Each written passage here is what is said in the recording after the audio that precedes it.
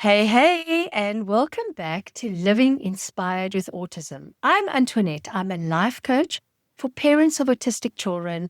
I'm a mom to my own autistic son, Max. I'm a wife, I'm a business owner, and a fellow human creating a beautiful, meaningful life in amongst everything else, the meltdowns, the meetings, and everything else in between. Today, we're going to talk about dreams and desires. Not your child's therapy goals, not your child's school goals, not your pediatrician goals, your dreams, your desires, the ones that belong to you as a person, not just as an autism parent. If you've ever thought, I don't even know what I want anymore, or you feel guilty the moment you do want something just for yourself, this episode is for you.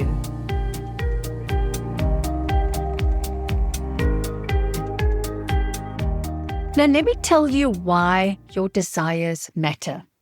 One of the things that I talk about a lot in my coaching is the importance of going into your own mind and actually seeing what's happening in there.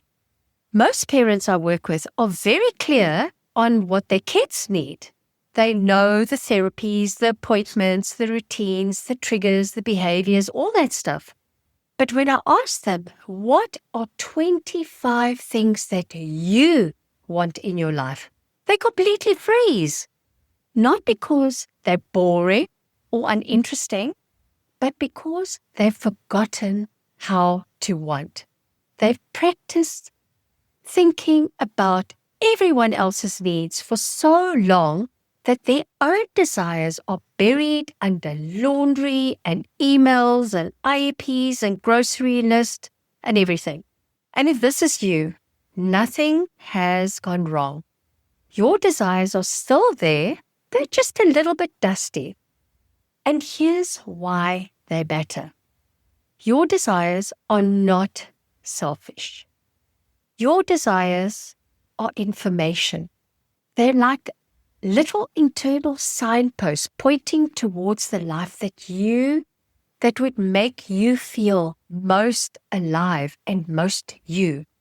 When we ignore them long enough, we don't become better parents.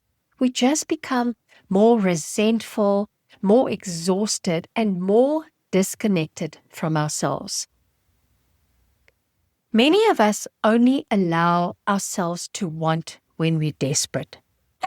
We wait until we're completely burnt out before we say, I want to break.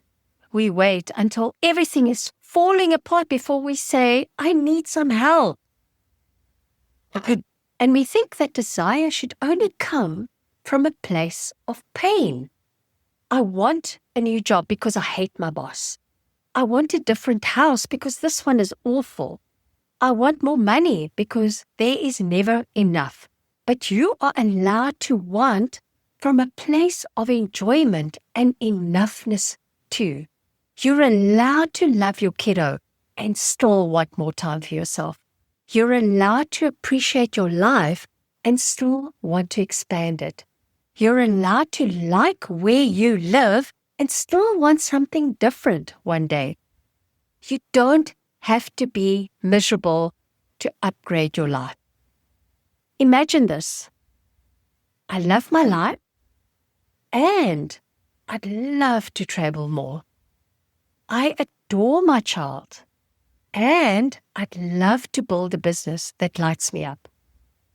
I am grateful for this home and I'd love more space, a space that feels calmer and more me.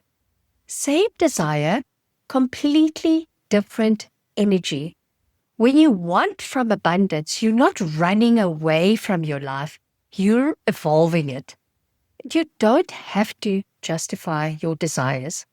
Something that I see, especially with parents, is this urge to explain why they want anything.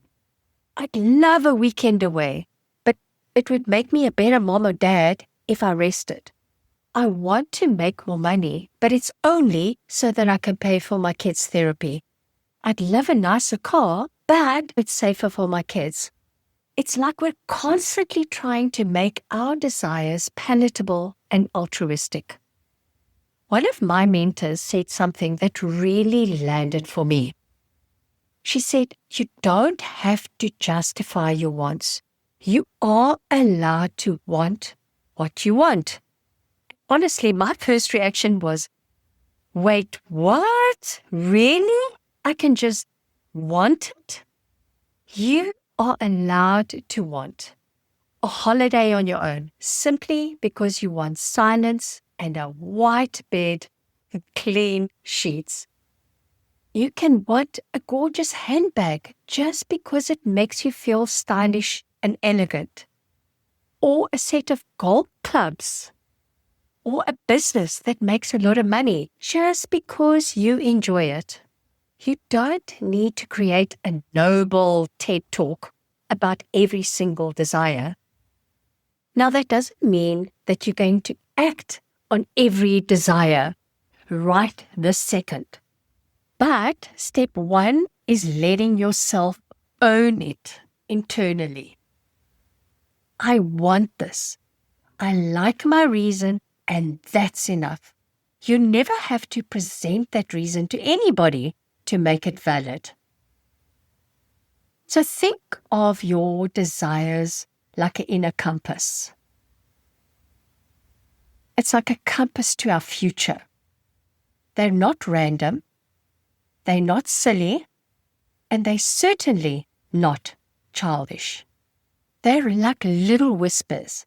Hey, this would light you up. Hey, you've always wanted to try that.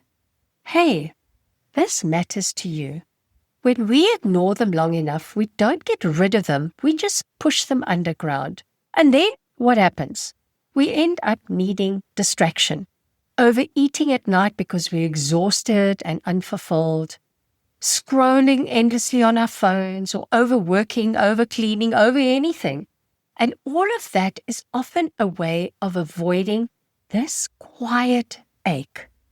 I want more for myself. I had dreams I never even let myself explore. I genuinely believe that your desires are clues to a life you were meant to live. Not a perfect life, because look, life is still 50-50, but a life that feels meaningful to you. And then, let's be honest, the moment you admit to a big desire, guess what's going to arrive right on schedule? Doubt. You think, I'd love to start a side business. And your brain goes, who the hell do you think you are? You don't have time. You don't know how. You're already overwhelmed. Or you may be thinking, I'd love one day to own this little cottage by the sea. And your brain immediately provides, be serious. You can't even keep up with the bills now. Desire and doubt are like a set. You don't get the desire alone in a little pretty box. You get the desire and the doubt. And nothing has gone wrong because you feel both. The real question becomes, which one am I going to honor more? My doubt or my desire? And most people unconsciously honor their doubt. They believe every sacred thought that their brain offers them. Like, it's not realistic, it's selfish, it's too late, I don't have what it takes. And so they quietly lower the volume on their dreams. And I want to challenge you here. If you knew you would feel doubt anyway, and you knew life would still be 50-50 either way, would you rather feel doubt while staying exactly where you are, or feel doubt while moving towards something that you deeply want? One thing is true, and I tell this to my clients all of the time: you will never regret betting on yourself. You will never regret trying. When you go after your dream, maybe it's going back to study, maybe it's changing jobs, or writing a book, or starting a business, or planning a big trip. Yes, you might fall on your face. You might try 10 things that don't work. You might feel embarrassed. You might get it wrong a few times. But notice this. Failing while going after your dream and failing by never even starting are not the same thing. One is the failure of a warrior who tried. The other is quiet self-abandonment. If you look at people that you admire and you think, wow, they're so courageous, remember this. They are not fearless. They just decided to honor their desire more than their doubt. Now, why is this especially hard for parents of autistic children? And I do want to speak into this gently because I know who you are. If you're listening to this, you probably have an autistic child or two that you adore, you love, and your brain might be saying, but my life isn't about me anymore. My dreams are irrelevant now. Everything has to go into my child. I get it. I really, really do. The love that you have is fierce and beautiful. You would move mountains for your kiddo. But here's the part we forget. Your child benefits from you being connected to your own life force, to your own joy, to your own dreams. You are not a better mom or dad because you've become a ghost of yourself. You are a better parent when you have something that lights you up beyond appointments and admin. You show them what it looks like to grow, to learn, and to try things. You model what it means to be a whole human, not just a carer. And you think they don't notice. They absolutely 100% do. So when I talk about desires, I'm not talking about abandoning your child. I'm talking about including yourself in the picture again. Okay, so let's talk about clearing the clutter so that you can actually hear your desires. Now, some of you might be thinking, okay, but I genuinely don't know what I want. And that's very common. It doesn't mean that you're empty. It just means that you're cluttered. Between the worries and the responsibilities, the diagnosis, school, your brain is full of to-dos and what-ifs. To get to your desire, and here's a simple way to start. Brain dump everything. Take a piece of paper and write down everything that is in your head, every thought.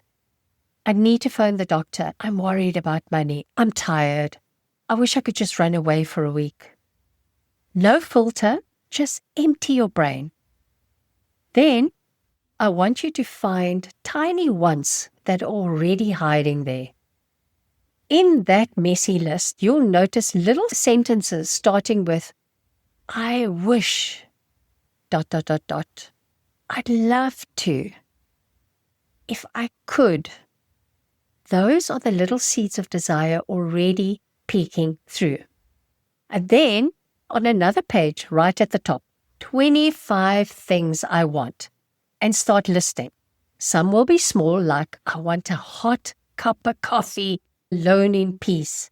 Some will be medium. I want a girls' weekend away this year. And some might be big. I want to move to another country. Your brain will want to say, I don't know. And gently answer back, it's okay.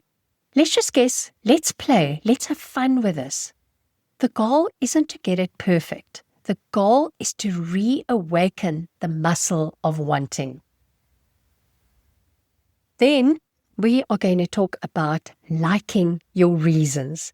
Now, once you've written down those desires, your brain will want to evaluate them. That's silly. That's impossible. That's selfish. I can't do this. I don't have the time. Instead of judging, I want you to simply ask, why do I want this? And do I like my reason? Let's take some examples. I want to work again. Why? Because I miss using my brain in that way and I want my own money. Another thought or desire. I want a weekend away. Why?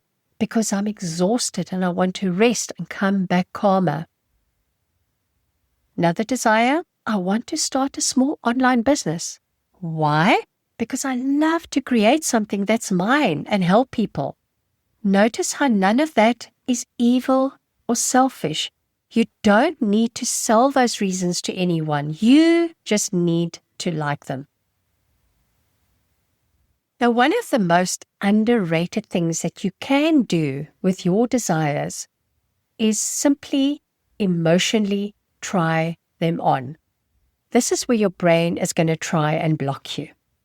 You may think, I'd love to travel to Italy one day. And instantly, your brain goes, no, there's no money, no childcare, no time, forget it. Instead of shutting it down, try this. Close your eyes and imagine it as if it were happening. Picture yourself getting on the plane, walking through a little town, having coffee in a cafe, or lying on a beach. Let your body feel that version of you. And do the same with smaller desires. Imagine yourself signing up for a pottery class. Imagine publishing your first blog post. Imagine walking into a calm, decluttered bedroom you've always wanted.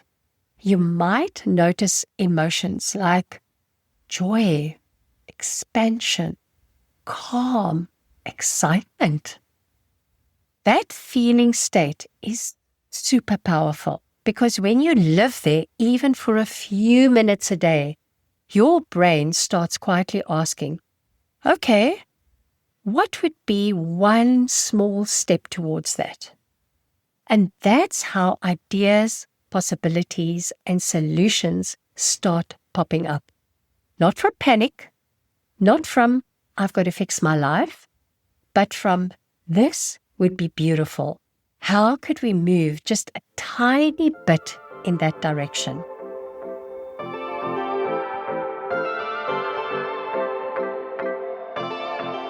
I just want to take a quick break here, and I want to invite you to come and do this work with me. Let's step into your power as an autism parent. Let's start building a life that you truly love. There is no time like the present.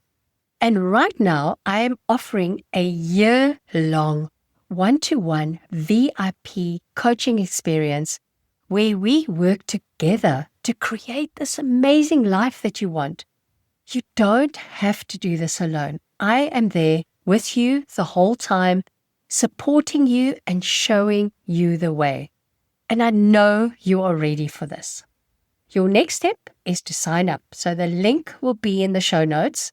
And if you've got some questions for me, please come hop on a call with me. That link is also in the show notes.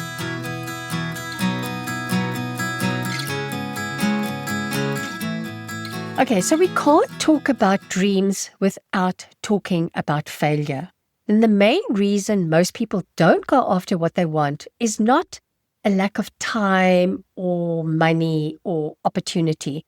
It's fear of how they'll feel if it doesn't work. I'll feel stupid. I'll feel embarrassed. I'll feel like I failed my family. But here's a radical thought. You are emotionally strong enough to feel disappointment, still be okay. You have gone through hard times already. You've survived diagnoses. You've survived sleepless nights, medical appointments, public meltdowns, family judgment, deep exhaustion. You are not fragile. If you can handle all of that, you can handle launching something and hearing crickets.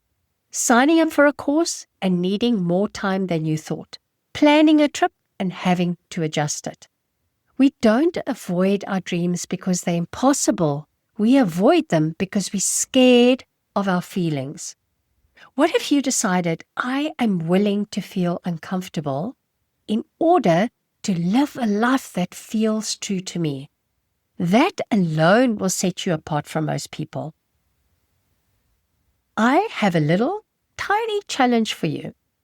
So this is just a little simple, gentle challenge, nothing dramatic, no big life overall, just a small doorway back to yourself. Step number 1, give yourself 10 minutes to daydream. When this episode ends, set a timer for 10 minutes, put your phone on silent, close the tabs, sit anywhere reasonably quiet, even if it's in your car, outside the house, or on the loo, and simply ask yourself, if nothing was off the table, what would I love my life to look like in the next 1 to 3 years? Just let your mind wander. How do your mornings feel? What are you doing for yourself? What kind of work, if any, are you doing? How does your body feel? What kind of experiences are you having? You don't have to write anything down yet. Just feel into it.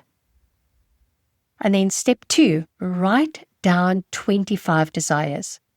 Then you take your piece of paper, write down 25 things I want, and push past the first 5.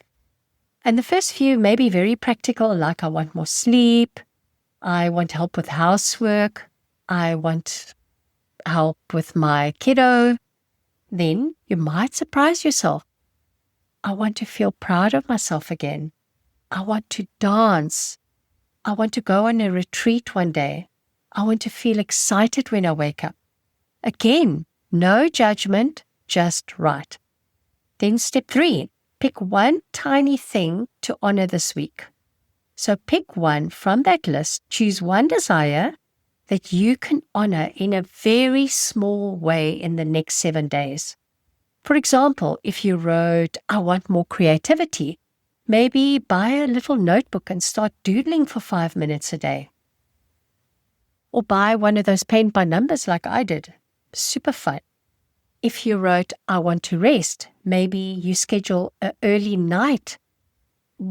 night this week, and actually keep it.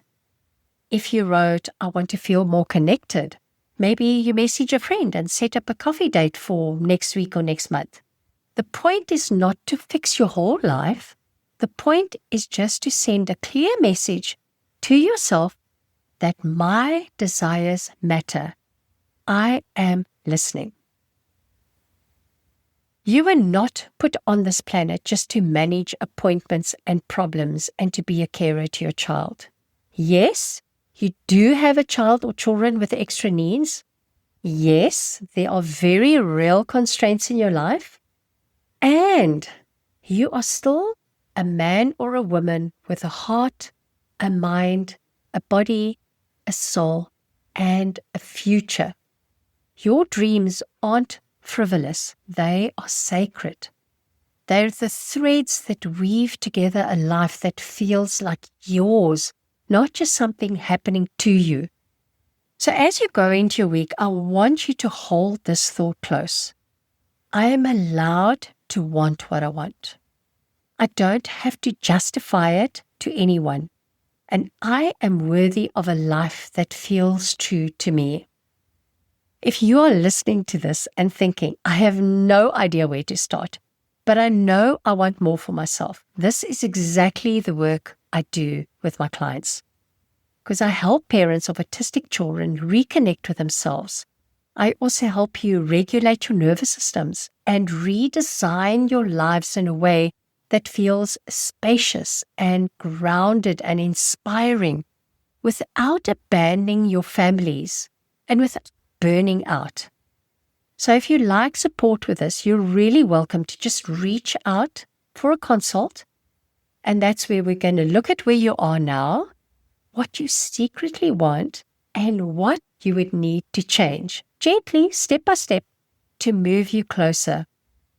All right, my friends, that's what I have for you today. Give yourself those 10 minutes to dream. Write down your 25 desires. Pick one tiny thing to honor this week.